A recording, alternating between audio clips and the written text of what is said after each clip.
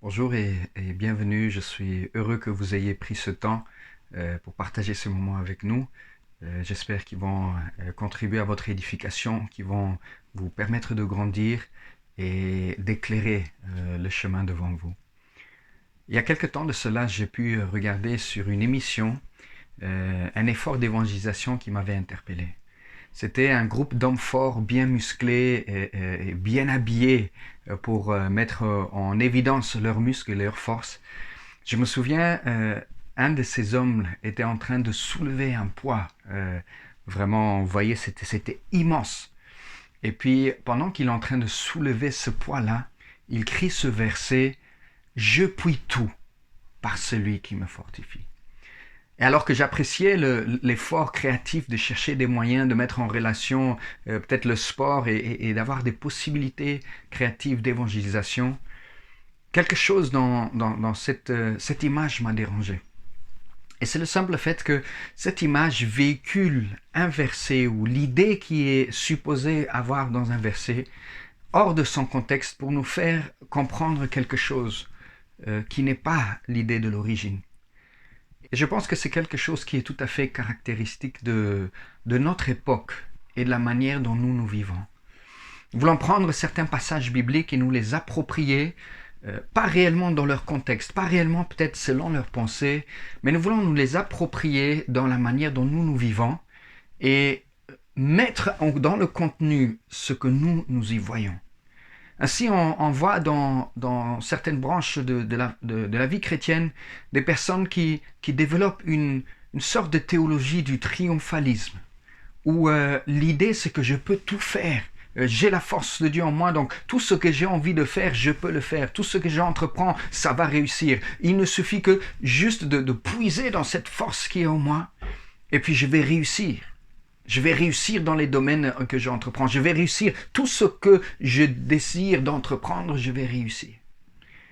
Et puis de l'autre côté, en réaction parfois et souvent en ayant été désillusionné de ces certaines mauvaises compréhensions, d'autres tombent dans un revers ou disant bon, il faut juste accepter les choses telles quelles. Il faut juste vivre dans une sorte de défaitisme et puis voilà, advient ce qui pourra. Je vais juste être là et ne pas trop m'attendre. J'ai été désillusionné par le passé, des promesses clamées, des idées reçues, et finalement, je me résigne à vivre dans une sorte de défaitisme. Et la vision chrétienne des défis de la vie évite ces deux extrêmes, à la fois le triomphalisme et à la fois le défaitisme. La vie chrétienne est une vie qui est pleinement ancrée dans l'espérance biblique. Et cette espérance biblique, elle nous propose la réelle solution face aux défis, aux difficultés de la vie. Ce verset que je viens de citer, il se trouve dans l'épître que Paul écrit aux Philippiens. Au chapitre 4, nous allons regarder un peu en détail le contexte autour de cela. Mais d'abord, je voudrais donner quelques indications quant à la nature de cette lettre et plutôt aussi le contexte historique dans lequel elle s'inscrit. Mais le contexte de cette lettre est bien particulier. En fait, cette lettre fait partie de 4 épîtres que Paul écrit à partir d'une prison. Ce sont donc des conditions moins qu'idéales. Il est restreint en liberté, il dépend de l'extérieur pour sa provision qu'on doit lui apporter pour pouvoir survivre. Et que ce soit à Rome, que ce soit à Césarée ou à Éphèse, en fonction des différents arguments qu'on peut avancer pour le lieu de son emprisonnement, ce qui importe, c'est qu'il n'est pas libre de faire ce qu'il veut, il n'est pas dans les conditions idéales. C'est un style de vie qui est rude et il ne sait même pas réellement ce qu'il en sera de son avenir. Il parle avec beaucoup d'espérance et d'expectative de dire je crois, je suis convaincu que je vous verrai, qu'il puisse revoir l'église à Philippe. Mais en même temps, il dit je ne sais pas trop, parce que je ne sais pas si la mort m'attend, je ne sais pas si c'est la vie, mais pour moi, en fait, peu importe. Parce que mourir m'est un gain. Mais pour vous que je reste dans la chair pour accomplir l'œuvre que Dieu m'a donnée, c'est à votre avantage. Donc Paul, il ne se préoccupait pas réellement tellement de sa vie ou de son sort, il se préoccupait surtout du sort de l'église de Philippe. Et alors que nous allons prendre ce texte pour regarder les différentes exhortations que Paul nous donne au travers de ce 4e chapitre de Philippiens, En ayant ce contexte derrière nous, nous allons mieux comprendre l'idée derrière ce verset « Je puis tout par celui qui nous fortifie ». Ainsi, Paul nous propose une espérance véritable face aux défis de la vie, qui nous permet de traverser n'importe quelle saison de la vie, en plaçant notre confiance en celui qui nous fortifie. Nous allons progresser au travers de 3 axes. Le premier va être d'accepter et de réaliser que les saisons de la vie sont un fait de la vie. Le deuxième va être voir que le contentement, la capacité à vivre à l'intérieur des différentes saisons de la vie, c'est quelque chose qui s'apprend. Et le troisième point va être que Dieu nous donne la capacité de persévérer et de continuer la marche au travers de toutes ces différentes saisons. Je vous invite à suivre la lecture de Philippiens 4 à partir du verset 10 à l'écran. « J'ai éprouvé une grande joie dans le Seigneur de ce que vous avez pu enfin renouveler l'expression de vos sentiments pour moi. Vous y pensiez bien, mais l'occasion vous manquait. Ce n'est pas en vue de mes besoins que j'ai dit cela, car j'ai appris à être content dans l'état où je me trouve. Je sais vivre dans l'humiliation et je sais vivre dans l'abondance. En tout et partout, j'ai appris à être rassasié et à avoir faim, à être dans l'abondance et à être dans la disette. Je puis tout par celui qui me fortifie. » Le premier point que je voudrais aborder et que je voudrais souligner, c'est le fait que la vie est faite de saisons. Et si vous êtes comme moi et vous préférez une certaine saison, pour moi ça va être l'été, je voudrais bien que nous soyons toujours en été. J'ai un ami, Jérémy, qui habite à La Réunion et parfois je suis tenté de dire je prends mes clics et les claques et je viens m'installer avec lui à La Réunion parce qu'il fait toujours beau. Mais pour nous qui vivons en Europe, nous constatons cette réalité de la vie des saisons naturelles. Et on ne peut pas toujours avoir l'hiver, on ne peut pas toujours avoir l'été, mais dans notre vie aussi, on aspirerait à avoir des saisons qui soient toujours des saisons de joie, soient toujours des saisons d'abondance, toujours des saisons qui nous font du bien d'une certaine manière. Mais là, nous voyons très bien dans le verset 11 et le verset 12 que Paul expérimente les différentes circonstances et saisons dans sa vie. Il dit « Mais j'ai appris à vivre et dans l'abondance, mais aussi dans l'humiliation. J'ai appris à être dans l'excès, dans l'abondance, mais j'ai appris aussi à vivre et à expérimenter le manque. » Donc la réalité des saisons de la vie, c'est un fait de la vie. Et si on veut nous montrer ou démontrer la vie chrétienne ou la relation avec Christ comme une saison où tout va toujours être rose, tout va toujours être nickel, tout va toujours être bien, on est en train de présenter un leurre à la réalité de celui qui vit la vie en Jésus-Christ. La vie chrétienne est faite des saisons. Et même si vous n'avez pas encore cette relation avec Jésus-Christ, votre vie, vous pouvez constater qu'elle est faite de saisons. Elle est faite de saisons de joie, elle est faite de saisons de peine, de saisons de croissance, de bénéfices, de pertes. Mais notre vie est rythmée par des différentes saisons. Et la première des choses que je voudrais nous encourager au travers de cela, c'est accepter cette réalité. Parce qu'à moins d'accepter cette réalité, je ne peux pas réellement faire face à chaque saison qui se présente dans ma vie. Et je vais essayer de courir d'une saison à une autre ou essayer de préserver une saison alors que cette saison, elle est passée. Pour certains d'entre vous, c'est temps peut-être d'accepter que la saison est en train de se clôturer et qu'il y a une autre saison qui est en train de se désigner. Certains passent d'une saison de deuil où nous voulons tendre vers une saison de joie et de restauration. Certains d'entre vous passent d'une saison d'être peut-être à l'aise où Dieu vous étire et vous êtes en train de grandir et de croître, mais cela fait mal parce que Dieu vous étire pour que vous soyez équipés pour la saison qui vous attend. C'est un fait de la vie, nous pouvons le constater au travers de tous les personnages de l'histoire et quand vous regardez votre propre vie également. Les vraies saisons qui nous font croître, ce ne sont pas des saisons de plaisir. Ce ne sont pas des saisons où on est en train de se réjouir simplement des circonstances et que tout va en notre faveur. Le vrai caractère, il est forgé dans la fournaise de la vie. dans les situations difficiles où on a besoin de faire preuve de courage, de s'appuyer sur Dieu et de surmonter les difficultés et les obstacles, faire face peut-être à un traumatisme de l'enfance, faire face à certaines limitations que nous avons, faire face à certaines difficultés que représente le travail ou peut-être l'absence de travail. Mais les circonstances et les saisons de la vie, ils sont là pour une raison. Et je voudrais nous encourager, premièrement, à accepter les saisons de la vie. Deuxièmement, posez-vous la question, dans quelle saison est-ce que je suis là maintenant, actuellement? Et troisièmement, comment est-ce que je dois me préparer en raison de la saison? Ce serait ridicule de voir quelqu'un qui aime l'été, en hiver, mettre un slip de bain et dire, tiens, je vais aller nager ici à côté. Dès qu'il mettra la main ou le pied devant la porte, il va se trouver ridicule et les circonstances de cette saison-là ne sont pas du tout adéquates à la manière dont lui il s'est habillé. Et ce n'est pas aux saisons de s'adapter à nous, mais c'est à nous de nous adapter aux saisons. En réalisant que la vie est faite de saisons et que nous ne pouvons pas y échapper et que c'est à nous de nous adapter, nous allons tourner notre regard, comment vivre au travers de ces différentes saisons. Et c'est là le deuxième point où Paul nous apprend que l'histoire du contentement, d'être satisfait à l'intérieur de la saison dans laquelle se trouve, c'est quelque chose qui s'apprend. Nous le voyons très clairement, il dit « j'ai appris à vivre ». Ce n'est pas quelque chose de naturel, ce n'est pas notre tendance naturelle de tout de suite avoir recours au contentement et de se dire « j'ai suffisamment, tout va bien ».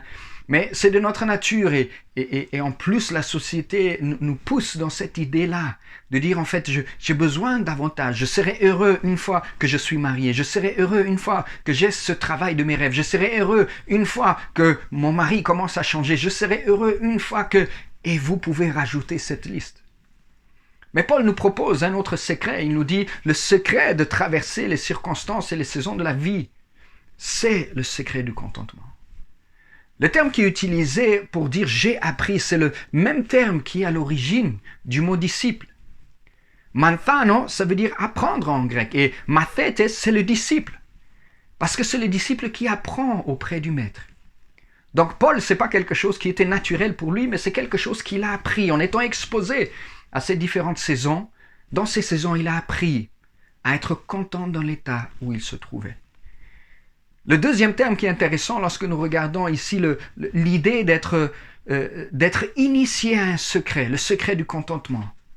Le verbe mueo, c'est un perfect, mais dans la version passive, qui nous dit que j'ai été initié au secret. J'ai été initié à ce secret qui est le secret du contentement. Apprendre à se contenter de ce que nous avons, apprendre à faire face à la réalité des saisons de notre vie, et traverser les saisons de la vie dans le contentement, c'est quelque chose qui s'apprend.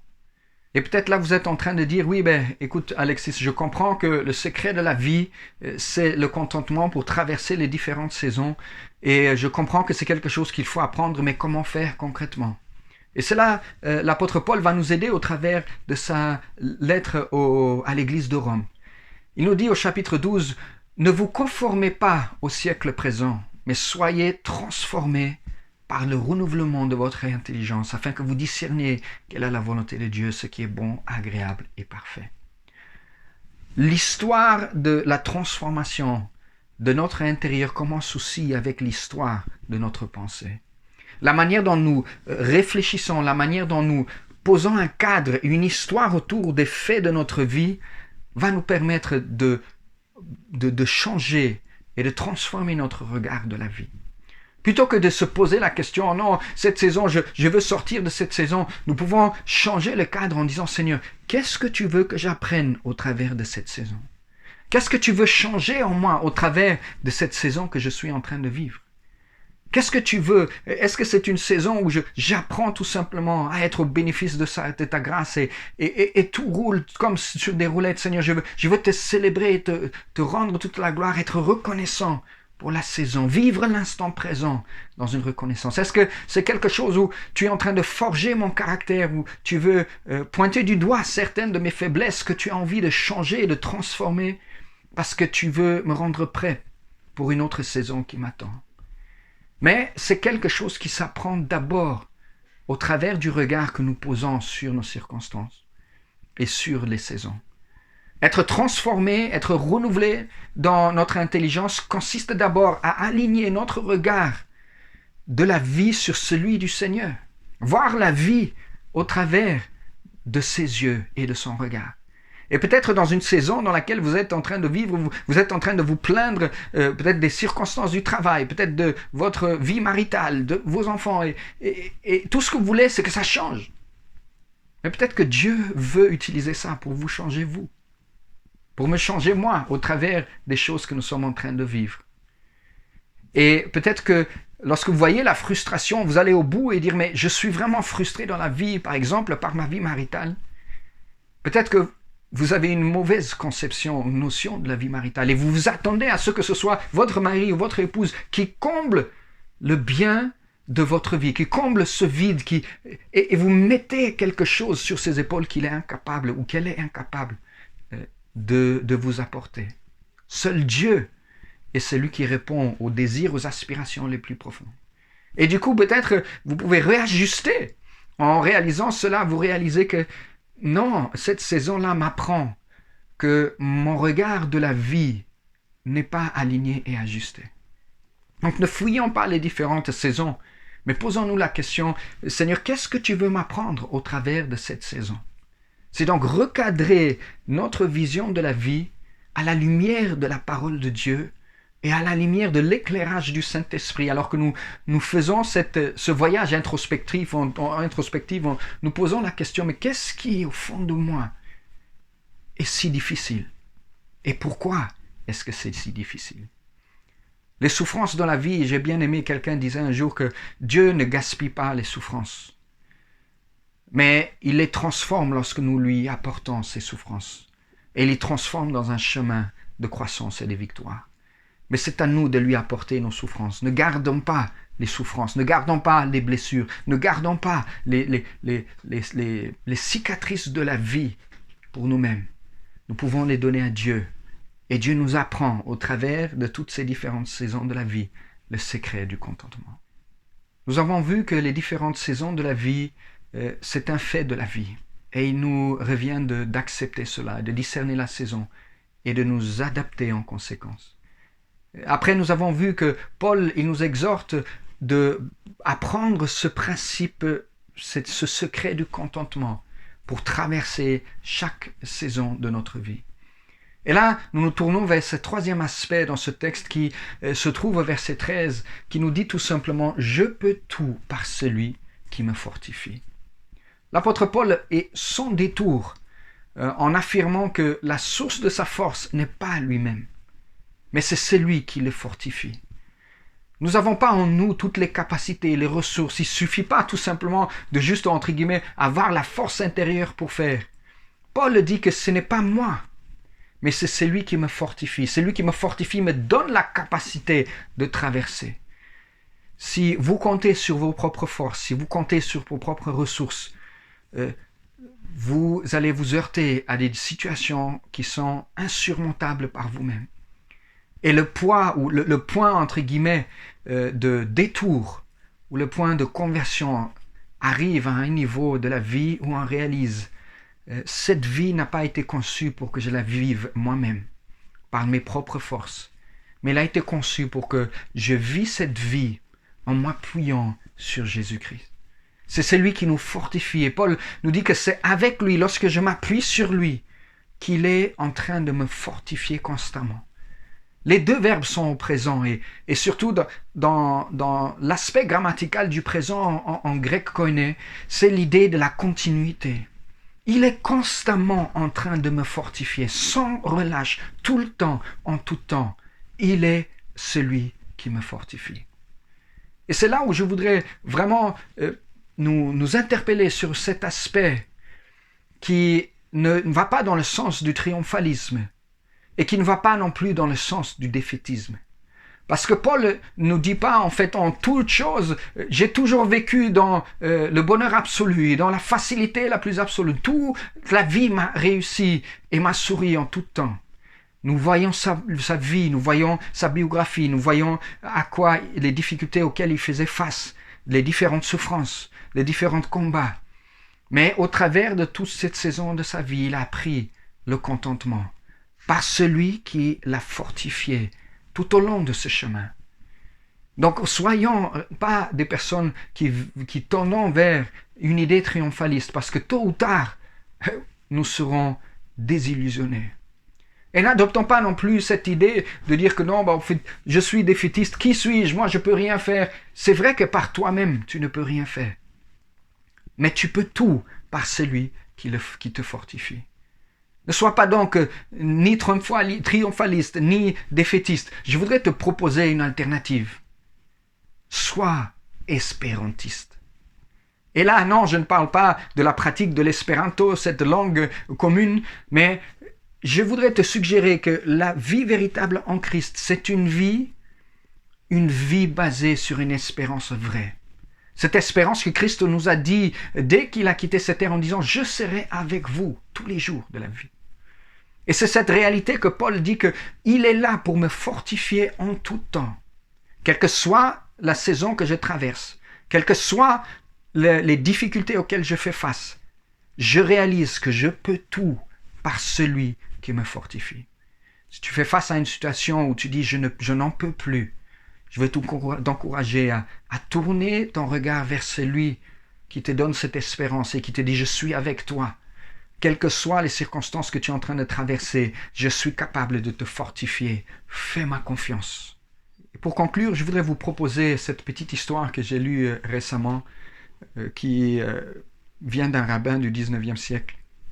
Il nous dit chaque homme devrait avoir en tout temps 2 fiches de papier ou 2 petites notes qu'il pourra placer dans sa poche gauche ou dans sa poche droite.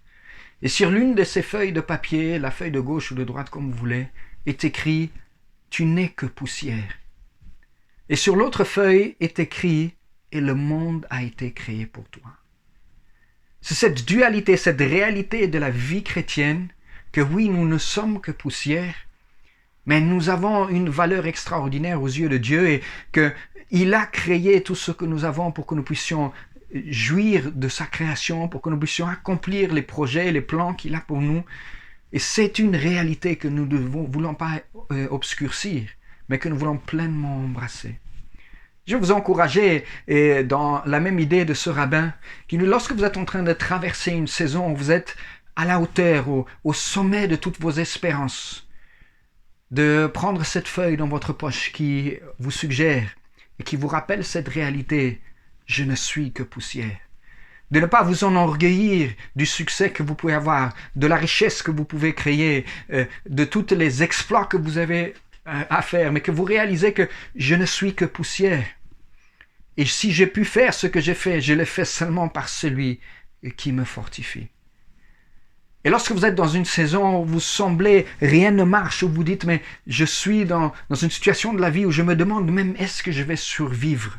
Ou peut-être les uns et les autres vous critiquent, vous disent que vous ne valez rien. Et toute peut-être cette phrase de votre père ou de votre mère résonne dans votre arrière-plan tout au long de votre vie. Que vous puissiez sortir cette feuille sur laquelle est écrit « Et le monde a été créé pour toi ». Dieu a des plans et des projets pour chacun de nous. Et le plus grand succès et la réussite de la vie, c'est de se poursuivre ses projets et non les nôtres. C'est de donner tout ce que nous pouvons pour ces projets qu'il a formés pour nous, et non pas sur des projets à part. Tout ce que Paul est en train de faire, et toute la force qui lui est donnée à sa disposition, Dieu qui le fortifie, c'est pas un projet indépendant de celui que Dieu a pour Paul. Et c'est là où le grand défi pour chacun de nous réside.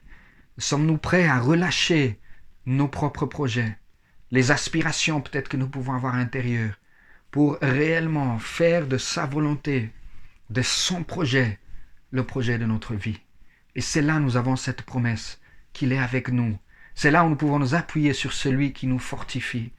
Je veux vraiment vous encourager de tourner le regard vers celui qui donne l'espérance véritable, qui vous permet de traverser les circonstances et les saisons de la vie par le moyen du contentement. et en réalisant que c'est lui la source de toute la force dont j'ai besoin. Soyez richement bénis. À bientôt.